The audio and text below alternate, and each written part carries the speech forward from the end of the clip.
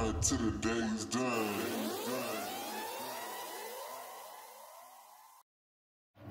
Hey guys, what's up? This is Rabbit from The Rabbits, and I'm working with Even Production right now thanks to Aaron. And today I'm going to show you 5 mistakes what all the mixing engineers or music producers do while mixing a track. So this is basically a track. I got these stems,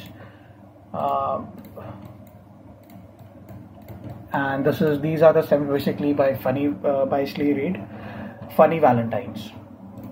And well, I would like to show you all the dynamics of the track.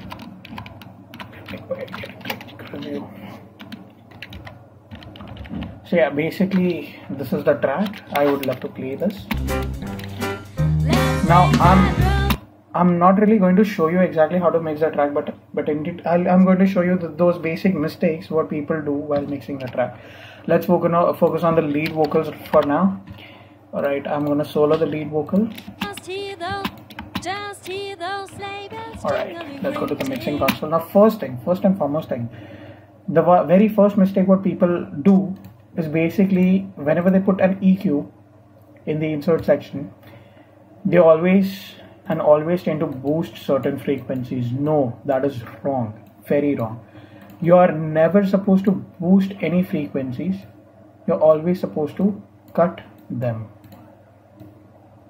So for example, let's say if I don't like this tonality, so this frequency is right now, what I'll do is instead of boosting other frequencies, I'll cut down these frequencies. If let's say if you want to have the mid section, that is this particular section over here, and if you want this to be more prominent, what I'm going to do is I'm not going to boost it.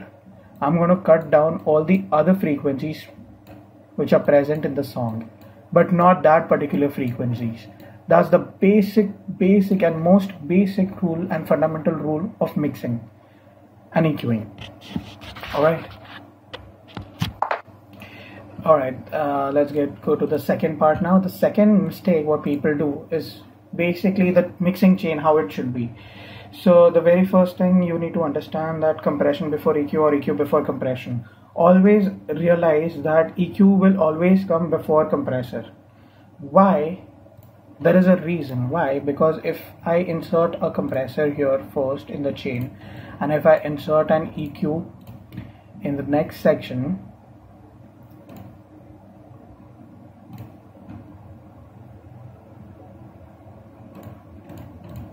so if I insert a EQ here and a compressor here, if I compress this at certain ratio, right? So if I'm going to compress it, I will have to know basically,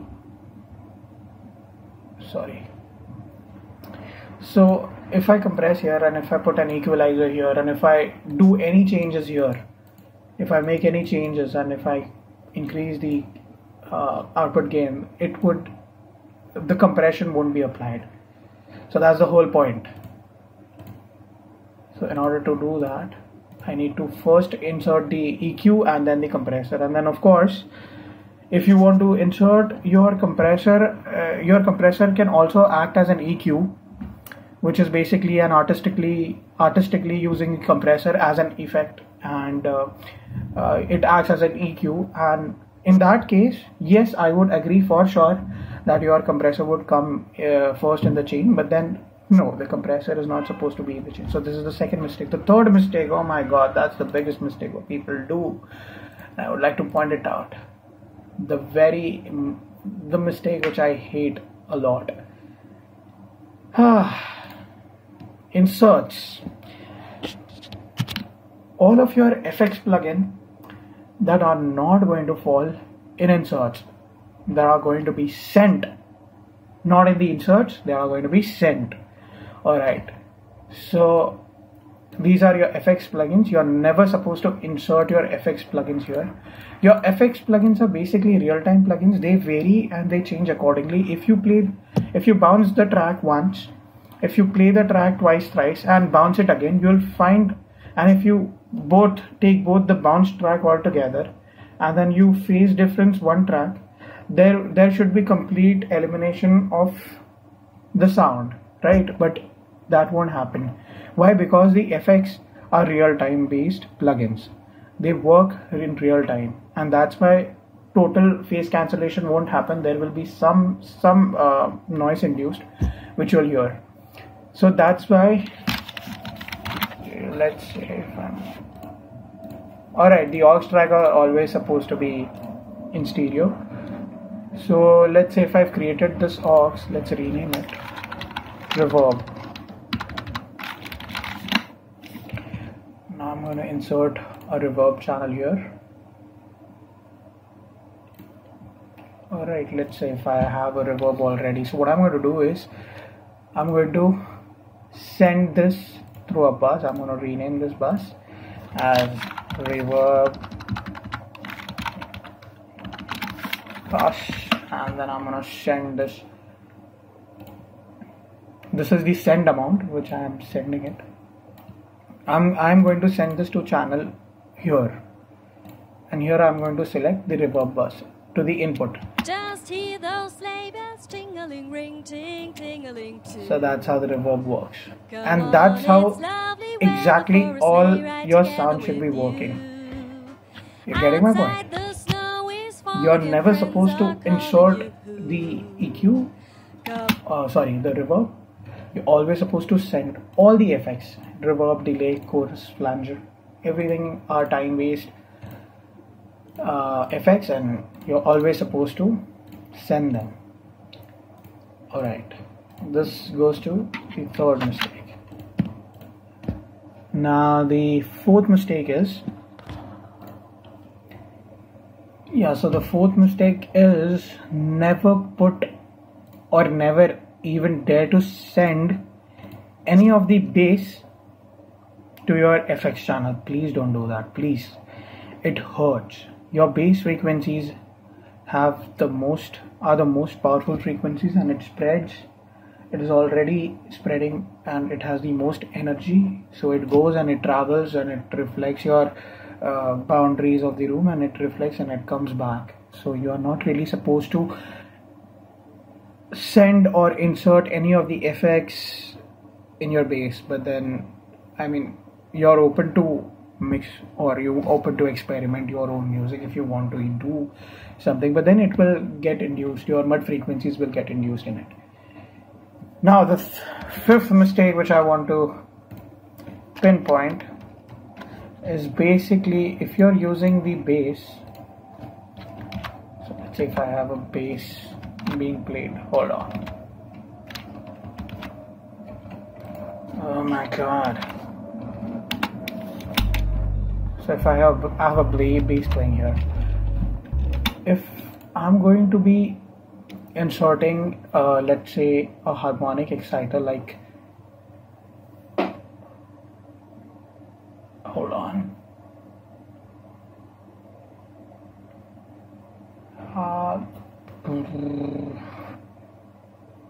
there is low air,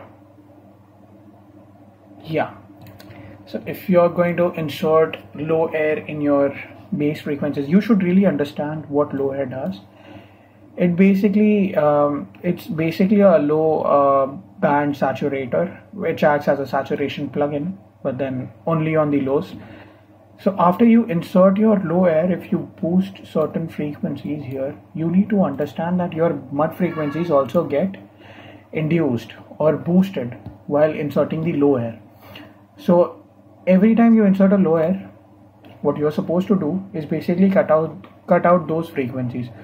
So what I'm going to do is I'm going to get a band here. I'm going to cut 30 kHz with 30 Hz. So I'm going to cut all the 30 Hz frequencies, and that's how the low air saturation work. Alright, so these are basically the 5 mistakes, and there's one just another point which I want you guys to note down, is basically with the preamp things. I think personally you're supposed to, like, for example, let's see the vocals first. Just hear those sleigh bells So here the vocals levels are really low. So right now, this is again a mistake. I think it's a mistake because I've seen many people, increasing or boosting frequencies, or not boosting exactly, but turning their volume knob up and then listening to it like this. There is nothing wrong with pulling up your volume buttons, but then there are plugins, dedicated plugins for preamps. So I would like to pinpoint that out. So I have this plugin called as T-Rax PA, EQ PA. So what this plugin is basically, hold on. So I have T-Rax EQ PA. So if you see, there's a button called as preamp here. Just hear those And if you increase the gain, ting-a-ling, ring, ting, ting-a-ling too. Come on, it's lovely weather for a sleigh ride together with you. Outside the snow is falling and friends are calling you. The levels, Come on, the coloration of the preamp is really beautiful. I really love this plugin just because it gives the exact coloration of the 1073, or you can use 1073 as well. But I love the coloration of the T-Rax EQ PA, the preamp plugin. You're always supposed to insert the preamps before, then EQ, and then compress. So that's basically how all the mixing engineers who are very professional do this way. Like, these are the basic standard protocols which everyone follows. So you get all the hot signals first, like you got all the hot signals, and then you start EQing, fiddling with it, and then you start compressing. That's how your entire audio system works. So I hope you guys have learned something, and I hope this may help you in your mixing in your future. And I wish you guys all the very good luck. If you have any other like queries or questions, if you want to, just post it down in the comment section below, and I'll try to answer it as much as possible. I'm basically a mixing engineer. I'm a pass out from SAE Institute, and yeah, that's pretty much it. Yeah, thank you so much. If you guys want me to upload a mixing video explaining how I go about mixing and mastering, then I'll for sure I'll do it. Just hit it in the comment section and I'll do it. Thank you.